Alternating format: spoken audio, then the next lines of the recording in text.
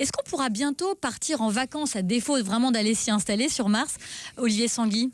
En vacances? Bientôt, j'ai peur que non, hein, bien sûr. Bon, il faut se méfier. Vous savez, quand Christophe Colomb a découvert l'Amérique, si on lui avait dit que les gens feraient son voyage en quelques heures pour aller en vacances, il ne l'aurait pas cru. On est plutôt dans cette situation-là actuellement. Déjà, on aimerait bien, peut-être dans un futur, les années 2030 ou 2040, envoyer des expéditions habitées, des hommes et des femmes qui exploreraient Mars.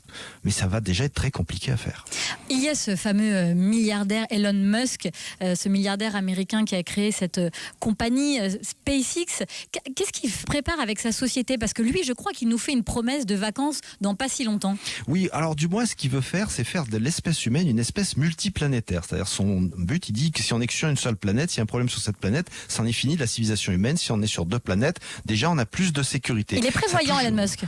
Voilà, il a toujours tenu ce discours. Il a dit, moi, je vais faire quelque chose qui va permettre d'aller sur Mars concrètement. Alors, on peut le trouver fantasque, avec des idées complètement folles. Pourquoi pas? Bon, ceci dit, quand il a commencé en 2002, personne ne prenait au sérieux. Et maintenant, c'est lui qui transporte les astronautes de la NASA. Donc, voilà. Maintenant, Mars, c'est quand même autre chose. En revanche, là où c'est intéressant, c'est qu'il a remis sur la table le problème du prix pour Mars. C'est-à-dire que, quelque part, il a raison quand il dit on n'ira jamais sur Mars, que ce soit pour faire des expéditions scientifiques ou s'y installer si on veut être futuriste, si c'est trop cher. Et donc, ce qu'il dit, il faut développer un mode de transport économiquement acceptable. Donc la démarche là est intéressante. Et vous savez déjà à quoi il pense comme mode de transport pour Mars, Elon Musk, et à combien aussi le billet? Il pense à un vaisseau énorme de 4000 tonnes au décollage qui s'appelle le Starship, dont il est en train de faire des prototypes. Alors c'est juste des prototypes. En gros, prenez un réservoir avec un moteur, il fait voler ça à 150 mètres pour voir si ça fonctionne. Mais c'est comme ça qu'on commence.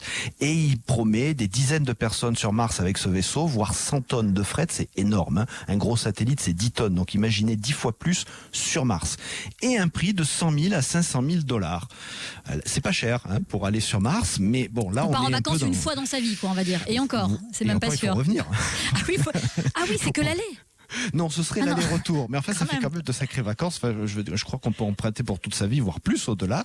Mais bon, là, je vous dis, ce qui est intéressant, c'est la démarche de dire un voyage sur Mars ne se fera pas si économiquement ça tient pas debout. C'est vrai que si ça coûte 100 millions de dollars pour aller sur Mars, personne va y aller à part peut-être quelques scientifiques pour une ou deux missions comme ça. Si on est dans des prix de 100 000 à 500 000 $, on rentre dans quelque chose qui économiquement tient un peu plus debout. C'est là qu'est l'intérêt. Est-ce qu'il va y arriver? Ma foi, on verra bien. Mais en tout cas, c'est important de rappeler que l'exploration de Mars, l'exploration doit se faire, mais elle doit se faire aussi en restant économiquement viable.